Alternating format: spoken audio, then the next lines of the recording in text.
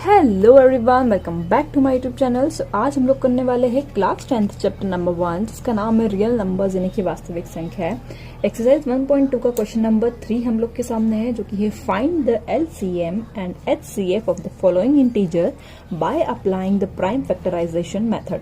यानी कि जो हमारे पास ये इंटीजर दिए हुए हैं, 3 क्वेश्चंस दिए हुए हैं, उसमें प्राइम फैक्टराइजेशन मेथड की मदद से का यूज करके एलसीएम और एचसीएफ निकालना है।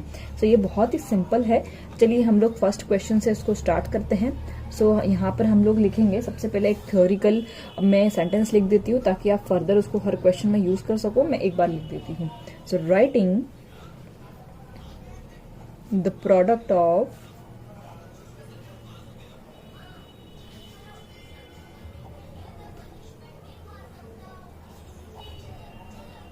prime factors for all the 3 numbers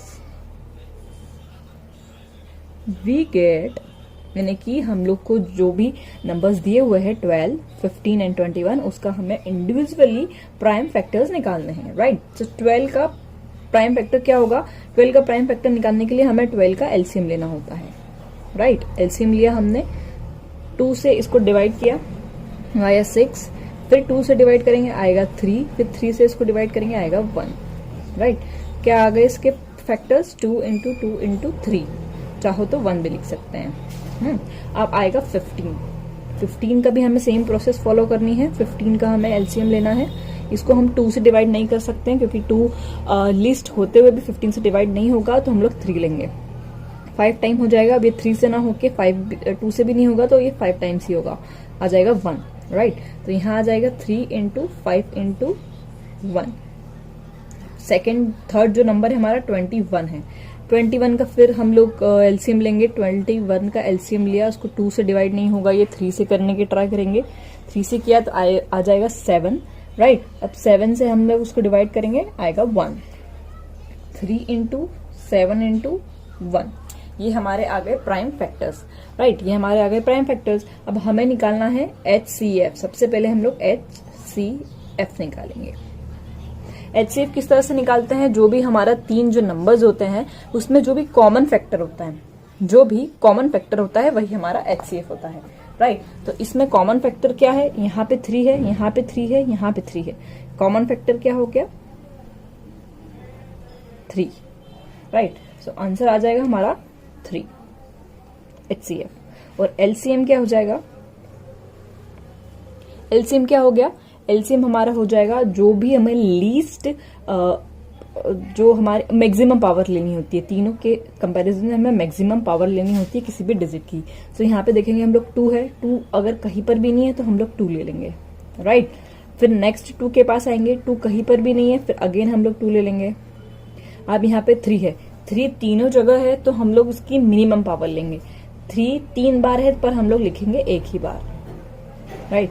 अब 5 कहीं पर भी नहीं है तो 5 आ जाएगा, 7 भी कहीं भी नहीं है तो 7 आ जाएगा।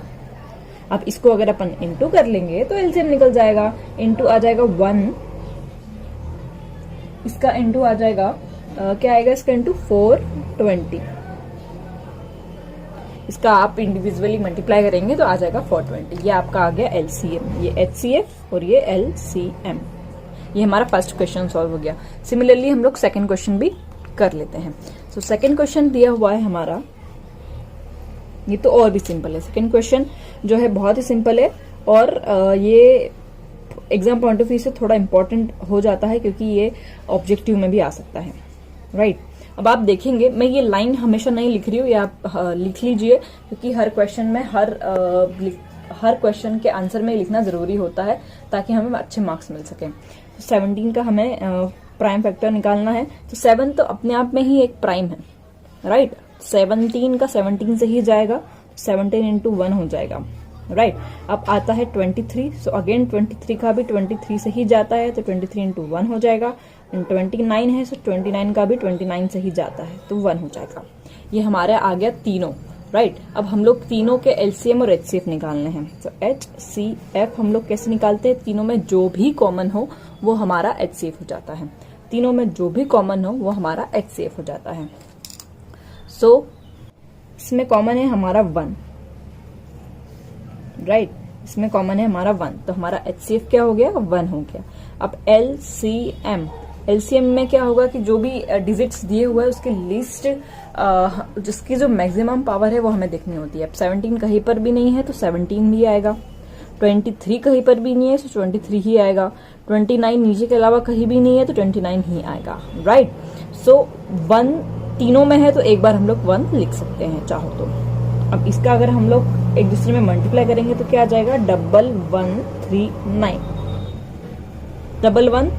1139, राइट। आप मल्टीप्लाई कर लीजिएगा, राइट। ये हमारा आ गया एलसीएम और ये हमारा आ गया एचसीएफ, ये आ गया आपका आंसर। बहुत ही सिंपल क्वेश्चन है, इसको बस हमें थोड़ा सा ट्रिकी करके समझना है। हम लोग को इतना सब कुछ करने की जरूरत भी नहीं पड़ेगी, बट यस आपको मार्क्स गेन करने के लिए हर एक स्टेप लिखनी होती है, तो ये भी बहुत इंपॉर्टेंट है, तो समझना बहुत ज्यादा इंपॉर्टेंट है। अब हम लोग आते हैं थर्ड क्वेश्चन पे। थर्ड हमारा क्या दिया हुआ है, 8, 9, 25। सो अगेन इसमें हम लोग सेम प्रोसेस फॉलो करेंगे। 8 के प्राइम फैक्टर्स निकालेंगे। प्राइम फैक्टर्स निकालने के लिए हमें इसका इंडिविजुअली एलसीएम लेना होता है। उसको 2 से डिवाइड करेंगे तो आएगा 2, तो आएगा 4, 4 2 8 होता है क्योंकि, फिर 2 से डिवाइड करेंगे तो 2 2 4, फिर 2 से डिवाइड करेंगे 2 2 1, 2 1 2, राइट। ये हमारा आ गया। उसके फैक्टर्स क्या आ जाएगी, 2 इंटू 2 इंटू 2, राइट। बहुत ही सिंपल है। फिर अगेन हम लोग 9 का करेंगे। सो 9 में 2 से डिवाइड नहीं होगा तो हम लोग 3 से करेंगे। 3 3 9 होता है, फिर 3 से करेंगे तो 3 1 3 होता है, सो 3 इंटू 3 आ जाएगा। फिर हम लोग 25 से करेंगे। सो 25 से डिवाइड करने पर ये डायरेक्ट जाएगा 5 से, सो 5 इंटू 5 करते हैं तो 25 आता है। 5 1 5 करेंगे, 5 1 5 होता है, सो 5 इंटू 5, ये इसके फैक्टर्स निकल गए। 8 का 2 इंटू 2 इंटू 2, 9 का 3 इंटू 3 एंड 25 का 5 इंटू 5, ये हमारे इसके नॉर्मली फैक्टर्स निकल गए, राइट। अब हमें क्या निकालना है, सबसे पहले एचसीएफ निकाल लेते हैं क्योंकि वो ज्यादा सिंपल होता है। यस, एचसीएफ ज्यादा सिंपल होता है। अब आप देख रहे हैं कि यहाँ पे 2 हमें जो भी कॉमन होता है तीनों में वो लिखना होता है, या वही हमारा एचसीएफ होता है। तो यहाँ पे कोई भी कॉमन नहीं है तो यहाँ पर हम लोग 1 भी लिख लेते हैं ताकि इजीली समझ में आ जाए। अगर कोई कॉमन ना हो तो भी एचसीएफ 1 ही होता है, और इनकेस अगर हमको रिप्रेजेंट करना हो, दिखाना हो, मार्क्स गेन करना हो तो हमें ये 1 1 1 लिखना होता है। तो यहाँ पर कॉमन क्या आ जाएगा, यहाँ पे कॉमन आएगा 1, तो ये हमारा हो गया एचसीएफ। तो ये एचसीएफ हो गया हमारा 1। अब हम लोग आएंगे एलसीएम पर। एलसीएम में क्या होता है कि हमें मैक्सिमम पावर सबकी लेनी होती है।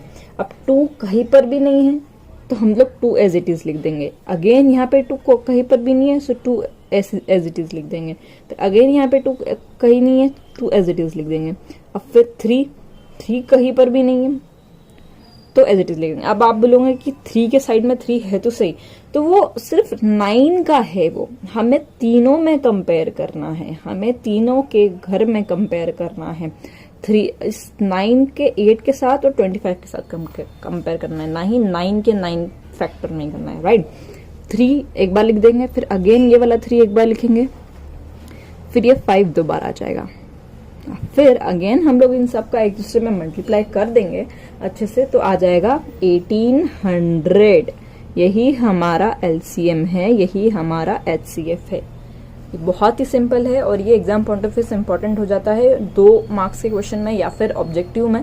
जो सेकंड क्वेश्चन है वो बहुत ज्यादा इंपॉर्टेंट है, तो उसे आप अच्छे से एक बार देख लिए। सो अगर आपको कोई और डाउट हो तो मुझे इंस्टाग्राम पे आप मैसेज कर सकते हो इन केस अगर कोई भी डाउट आता है। और डेफिनेटली आप इस चैनल को अपना प्यार दीजिए, लाइक करिए इस वीडियो को और सब्सक्राइब करिए, क्योंकि अगर फर्दर कोई ऐसी वीडियोज आती है तो आपको नोटिफिकेशन आ जाएगा एंड आपकी तैयारी भी बहुत अच्छे से चलती रहेगी। सो चलिए मिलते हैं नेक्स्ट वीडियो में, बाय बाय।